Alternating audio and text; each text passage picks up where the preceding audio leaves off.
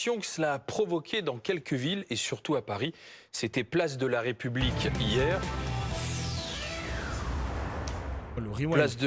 Place de la République hier, organisée à l'appel du nouveau parti anticapitaliste des scènes de l'IS. Le Pen a rejoint le maréchal Pétain. Il est mort, était scandé. C'est ce qui a été scandé. On a débouché le champagne. C'est l'esprit Charlie, c'est ce que pense notamment la France insoumise. Est-ce que vous avez bu du champagne, vous, hier soir? Non, je n'ai pas bu de champagne. Est-ce que ça vous choque? Non, ça ne me choque pas et je trouve que ceux qui sont choqués par ce qui s'est passé hier, d'une jeunesse qui continue d'emmerder le Front National, sont Charlie le matin et puis le soir sont choqués que des gens puissent faire une blague ou des rassemblements symboliques sur la mort d'un dirigeant d'extrême droite. Rien ne justifie qu'on danse sur un cadavre. Mais personne ne danse sur un cadavre, il faut arrêter de dire n'importe quoi. Louis Alliot. Oh, merci à Birma pour le sub. L'esprit Charlie, hier de la République, notamment à Paris, quand on voyait ces jeunes célébrer la mort de Jean-Marie Le Pen. Comment vous avez réagi quand vous avez vu ces images? Vous savez, ça ne m'étonne pas de la gauche ou de l'extrême gauche. C'est l'intolérance systématique. Ça m'a fait penser au 7 octobre et après le massacre en Israël, les prises de position de ces gens-là. C'était assez contenu, modéré, quelquefois critique. Et après tout, si c'est arrivé à Israël, c'était bien fait pour Israël. C'est un peu ce à quoi ça m'a fait penser. Ces gens-là sont capables de tout. Y compris de danser sur la mort d'un homme ou de faire n'importe quoi. Mais c'est comme ça, je veux dire, ça fait partie de la vie politique. Vous n'êtes pas surpris? Non. Ce sale raciste est mort. Pétain a retrouvé son chien. C'était parmi les slogans qu'on a pu entendre. Pétain a retrouvé son chien. Waouh, les slogans sont violents. Les mecs, je vous dis, la politique française est passée à une étape de violence dans les mots. C'est une dinguerie le slogan, frère.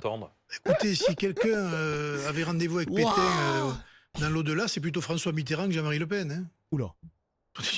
Ils devraient quand même regarder leurs classiques. Comment vous l'avez appris, la mort de Jean-Marie Le Pen? Vous étiez dans cet avion de retour de Mayotte avec Marine Le Pen? Bah oui, on avait une escale technique à Nairobi au Kenya et quand on a rebranché nos portables, on avait des journalistes avec nous qui nous ont informés de l'officialisation du décès de... Ce sont les journalistes qui vous ont montré les... Oui, c'est eux qui ont eu la connexion en premier. Donc les journalistes le savaient avant Marine Le Pen? Il faut une histoire de connexion, oui. Ça paraît incroyable. Ben oui, mais c'est la réalité. Vous savez, on était à Mayotte et Marine n'y était pas pour des vacances, mais pour constater les dégâts du cyclone, et puis ça s'est fait comme ça, c'est la vie. Ce qui paraît incroyable, c'est que la famille n'attende pas de prévenir tous les membres de la famille et dont Marine Le Pen avant d'informer les journalistes. Oui, mais la famille, elle n'a pas le choix. N'empêche, il y a un peu de karma dans cette histoire, les mecs. Et je vais être un peu cru, je suis désolé, les mecs, je prends pas de pincettes avec les Le Pen, hein, je suis désolé. Il y a un peu de karma parce que Marine Le Pen, elle est partie à Mayotte pour faire sa récupération politique, pour dire aux Mahorais, je serai votre sauveuse, votez pour moi, allez-y. Là, on parle pas de clientélisme, etc. Mais pour moi, je le vois comme du clientélisme. Là, on peut parler du vote musulman parce que vous savez que la plupart des Mahorais sont musulmans. Là, il y a aucun journaliste qui ont fait qui ont tiré sur Marine Le Pen par rapport à ça. Et en même temps, elle apprend le décès de son père pendant qu'elle était en train de faire du clientélisme. Mec, c'est un peu du karma quand même, hein, mais bon. Ouais, puisque moi, je le vois comme ça. Aucun secret ne se garde. Donc si Jean-Marie Le Pen est mort dans la matinée, ça se serait su avant. Et donc des décisions ont été prises de le rendre officiel. C'est la maison de santé qui a prévenu les journalistes. Je n'en sais rien, ça. Vous allez essayer de savoir? Non. Je n'y étais pas, je ne sais pas. Et puis, je veux dire, c'est pas important, voilà. Comment a réagi Marine Le Pen, puisque vous étiez à côté d'elle? Comme une fille qui vient de perdre son père, hein, tout simplement. Vous savez, c'est une famille, ce sont des femmes et des hommes comme nous. Et face à la mort d'un père ou d'une mère, c'est la même réaction. Elle s'y attendait? S'y attendait, non, pas aussi vite, mais quand vous avez un père d'un âge aussi avancé que cela, et fatigué, ça fait partie des possibilités, mais c'était pas attendu, quoi. Quels étaient ses rapports avec son père ces derniers temps? Je ne vais pas rentrer dans la psychanalyse ou Non, mais simplement... Mais j'avoue, c'est bizarre, là, les questions du journaliste, bizarre. Genre. Il y a eu de forts désaccords politiques, une rupture politique, mais est-ce qu'elle avait renoué avec son père? Oui, mais il y a le politique, et puis il y a l'affectif, il y a la famille, il y et à l'amour d'un père pour sa fille et de sa fille pour son père. Donc oui, c'était apaisé et il est parti apaisé avec d'excellents rapports avec ses filles et avec ses proches. Et sur Twitter, lorsqu'elle a réagi aujourd'hui, elle l'a appelé papa. On peut d'ailleurs découvrir sa réaction, où elle fait la distinction justement. Un âge vénérable avait pris le guerrier, mais nous avait rendu notre père. La mort est venue nous le reprendre. Beaucoup de gens qui l'aiment l'attendent là-haut. Là-haut! Beaucoup de gens qui l'aiment le pleurent ici-bas. Bon vent, bonne mère, papa. Entre le combat politique et puis les relations filiales. Un âge vénérable avait pris le guerrier, mais nous avait rendu notre père. La mort est venue nous le reprendre. Beaucoup de gens qui l'aiment l'attendent là-haut. Beaucoup de gens qui l'aiment le pleurent Vas-y, ici-bas. va relire ce que je viens de lire. Bon vent, bonne mère, papa. Allusion aux marins et à la Trinité-sur-Mer et la Bretagne. Vous faites partie de ceux qui pleurent Jean-Marie Le Pen aujourd'hui? Qui vont le regretter, oui. Pourquoi? Parce que j'ai appris à vivre avec lui pendant 30 ans de ma vie militante. Vous avez été son chef de cabinet? J'ai été son directeur de cabinet. Et voilà, il fait partie j'allais vous dire, des monuments politiques de l'histoire de notre pays. C'était l'un des derniers, ou le dernier peut-être aujourd'hui. Dernier député, je crois, vivant de la 4e, République, oui. voilà, qui a traversé des épisodes absolument incroyables. 4e République. Ouais. Que peu ont connu de la Seconde Guerre mondiale à la vie politique d'aujourd'hui, toute la 4e République, tous les... Mais les gars, vous vous rendez compte à quel point les médias, c'est n'importe quoi. C'est vraiment de l'hypocrisie, la politique, que ce soit médiatique et même politique, parce que je me rappelais à l'époque, on avait suivi ça en stream, les mecs. Hein. À l'époque, on avait les législatives et il y avait des journalistes et même des mecs de Twitter qui avaient épinglé plein de députés qui étaient ouvertement antisémites. J'avais même fait un thread sur Twitter. Qui avait beaucoup été partagé. Et il y avait plein de personnalités de l'entourage de Marine Le Pen qui se désolidarisaient de Jean-Marie Le Pen. T'avais des mecs qui disaient, t'as des journalistes de BFM TV qui disaient, est-ce que vous pensez que Jean-Marie Le Pen est antisémite, etc. Jure, un nouveau sub. Je crois que j'ai une vidéo de ça. Et maintenant, t'as plein de personnes qui essaient de le réhabiliter en quelque sorte. C'est trop bizarre l'ambiance. Je vous jure que c'est trop bizarre. Attends, est-ce que je peux retrouver le tweet ou pas? Vous confirmez, Jean-Marie Le Pen n'est pas antisémite. C'est que vous confirmez vos propos depuis le début. Je ne dis pas ça. Je dis qu'il y a eu clairement une ambiguïté de Jean-Marie Le Pen. C'est pas une ambiguïté. Il est Et je ne antisémite. jetterai pas Vous de répondez Le pas à la Pen place des gens, comme c'est Philippe. ça, en Il l'est traitant ou les pas gens d'antisémites ou pas Il l'est ou pas d'antisémites. Il est ou pas, oui ou non? Pour conclure, oui ou non? J'ai mon avis sur la question. Voilà. Réponds. Donnez-le nous. Ici, en toute liberté. Vous pouvez nous le donner, oui ou non? Oui ou non? Les chambres à gaz sont un détail de l'histoire de la Deuxième Guerre mondiale. C'est un point de détail de l'histoire de la Deuxième Guerre mondiale. Monsieur Durafour, crématoire. On fera une fournée la prochaine fois. Détail de l'histoire de la guerre. Vous maintenez ces propos? Oui, absolument, je les maintiens. Vous ne croyez pas qu'il y a une race juive? Je ne crois pas que Jean-Marie Le Pen était antisémite. Oui ou non? Moi, à titre personnel, je pense qu'il l'était. Voilà. Non. Merci Madame la députée. On va passer au... Ah là là là là. Ils sont forts quand même dans les montages comme ça, ils sont forts. Non, moi c'est fort. Vraiment, je trouve ça fort. Putain de merde.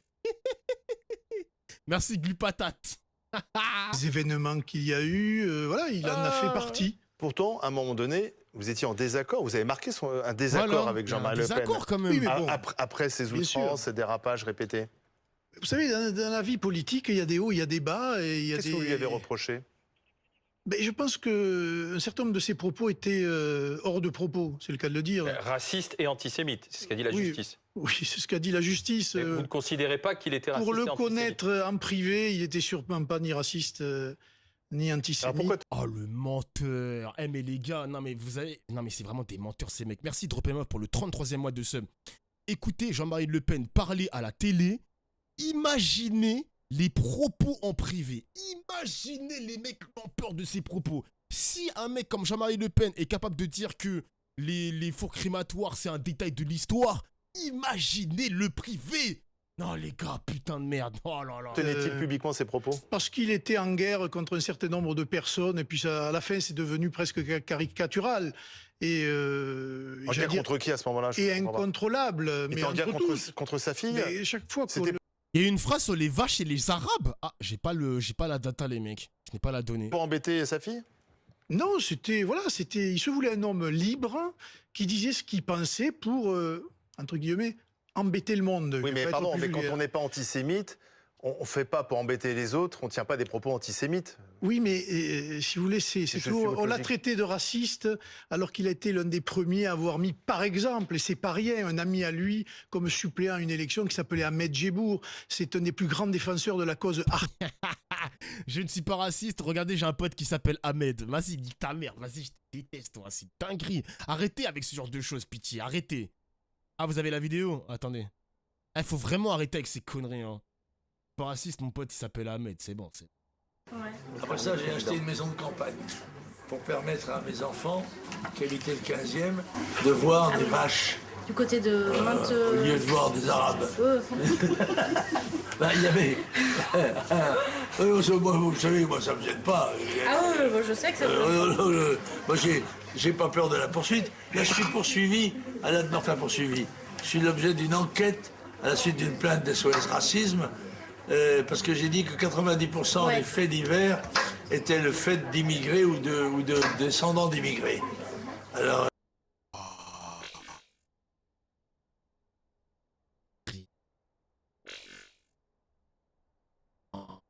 Il a le sens de la punchline crade. Alors c'est crade, les gars, il a le sens de la punchline quand même, hein, mais c'est tellement ça à vomir quand même, hein. Putain. Et des mecs défendent ce type, je te jure, gros. Ils veulent le désacraliser, mais non! Le sacraliser, pardon. Ouais, j'ai failli faire un lapsus. Non, mais on va pas sacraliser un mec comme ça, vous êtes fous ou quoi?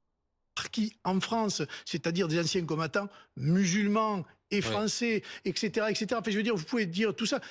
Qui est raciste dans ce pays? Ceux qui disent les choses des problèmes que nous avons aujourd'hui, ou ceux qui ont mis beaucoup d'immigration dans des ghettos, qui les ont laissés croupir dans leur misère et qui aujourd'hui nous posent autant de problèmes? Mais vous aurez exactement... Ah là là là là. Vous aurez fait exactement la même chose au pouvoir. Vous nous aurez ghettoisés aussi. En mode, le RN nous aurait pas ghettoisé, genre, mais vas-y, c'est tellement des menteurs, ces mecs. J'achète une maison à la campagne pour mes enfants qui vivent dans le 15e, voient des vaches plutôt que des Arabes. C'est une provocation, parce que les Arabes, ils les avaient à la maison. Regardez les photos à la Trinité-sur-Mer, avec Ahmed Djebour, avec le Bachaga Boualem, avec Mourad Kawa à Perpignan. Enfin, je veux dire, il y a 100 000 exemples. D'accord. La natalité en Afrique, monseigneur Ebola pourrait la régler facilement. Une provocation de plus. Ah, d'accord, donc toutes ces punchlines, c'est que de la provocation. Tu te dis pas à un moment donné que c'est un fils de pute de raciste. Provocation. Ah, il a dit cette phrase? Provocation. Ah, mais cette phrase aussi? Provocation. Faut te baiser, mon gars, c'est quoi ça? C'est un ouf, lui. Facile de dire ça, on va dire, c'est de l'humour. Ah, il trollait, c'est de l'humour, chapeau. Ah, bah moi, je mets dans mon chat, hein, je l'écris aussi, hein. C'était de l'humour, ça va. Noir, c'est une vanne. Mais c'est la vérité. Quand on est responsable politique, toujours sur le... Quand on est responsable politique, on sait doser ses vannes. Ça, c'est notre vision des choses, c'était pas la sienne. Parce que c'était pas un homme de ce siècle-là. Dans ce cas-là, je dirais que ceux qui manifestaient hier à Paris, place de la République, ou à Lyon, ou à Strasbourg, c'était aussi des provocations. Ouais. Oui, mais non, moi je juge pas, je m'y attends, hein, vous savez, c'est pas un problème en soi. Ça fait partie de la... ADN de la gauche. Vous craignez, parce qu'on a désormais la date de la cérémonie religieuse et d'hommage qui aura lieu à Paris, au Val-de-Grâce, le jeudi 16 janvier. Est-ce que vous craignez des manifestations ce jour-là? Non. Très honnêtement, non. Voilà.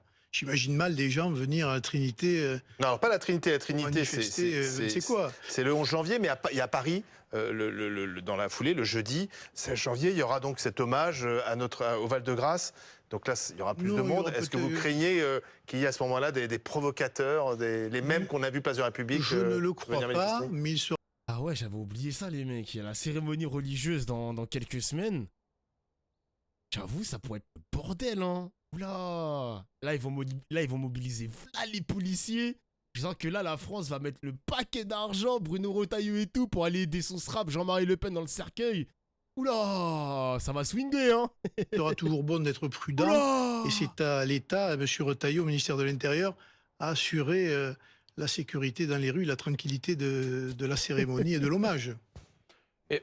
Est-ce qu'il peut y avoir aussi des gens infréquentables de l'extrême droite ou de l'ultra-droite qui viennent ce jour-là? Avec l'ultra-gauche aussi qui puisse être... Ah, Baptiste Marché, par exemple? Est-ce qu'il sera là, par exemple? Je ne connais pas cette église, mais je crois que les places sont assez limitées. Donc, Non, mais à l'extérieur, à quelques pâtés de maison. Mais vous empêcherez... De toute façon, on n'empêchera rien. Dans notre pays, on n'empêche plus rien.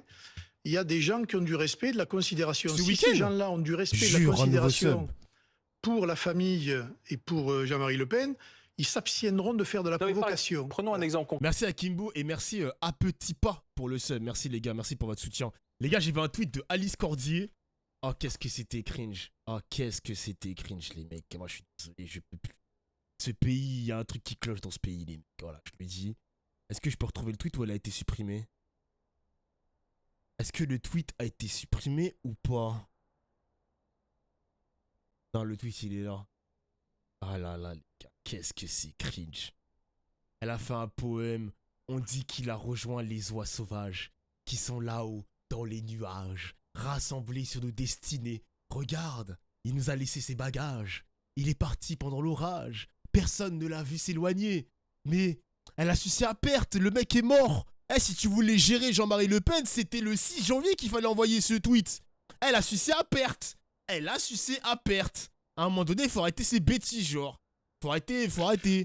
Non, faut arrêter. C'est quoi ça? Genre, c'est quoi ce poème? Faut arrêter de sucer à perte, les gars. Genre, c'est quoi ça?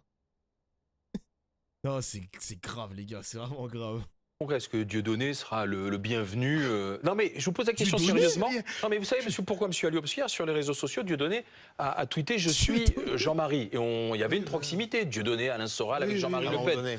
Ça ferait désordre de les voir venir à l'hommage de Jean-Marie Le Pen, peut-être. Oui, ben, ils seront invités à ne pas y venir, très certainement, mais vous pouvez pas... Encore une fois... Vous leur dites ne venez pas? Mais je sais pas, moi, à un moment donné, il y a de la décence, des hommages, ils pourront en rendre à leur manière, s'ils le Non, mais veulent, je ne sais rien. Il y a le rendre sur les réseaux sociaux et venir. Oui, mais là, c'est un hommage, c'est la famille qui convie, un hommage solennel au Val-de-Grâce, etc. Donc, Donc c'est pas à vous de dire, je rappelle qu'il a quasiment été votre beau-père aussi, Jean-Marie Le Pen. Attendez, vous avez été pendant des années le Oui, compagnon de Marine Le Pen. oui, mais Voilà. je veux dire, Donc, il y a quand même une proximité familiale, un attachement aussi, qui peut faire Oui, qu'à un mais- moment, mais vous pouvez vous dire ne la- non, on ne veut pas voir ces personnes. Vous pouvez le dire, l'écrire. mais je pense effectivement que pour certaines, elles n'ont pas leur place, mais vous l'empêcherez Vous ne pas. pouvez pas l'empêcher. C'est tout. D'accord. Un dernier mot, parce que vous êtes maire de Perpignan. Oui. Est-ce qu'il y aura une place ou une rue Jean-Marie Le Pen à Perpignan? Pour l'instant, non, évidemment, puisque en général, Pour on l'instant. donne des rues à des personnalités qui ont de la proximité avec Perpignan ou qui ont été élues à Perpignan. Donc, ce n'est pas à l'ordre du jour. Et vous ne le proposerez pas au conseil municipal Vous restez avec nous. Alain Duhamel nous rejoint. pour parler de l'héritage politique du Rassemblement national. Ce sera votre débat avec Alain Duhamel. Ah là là là là là là. Ah ouais, je suis désolé, c'est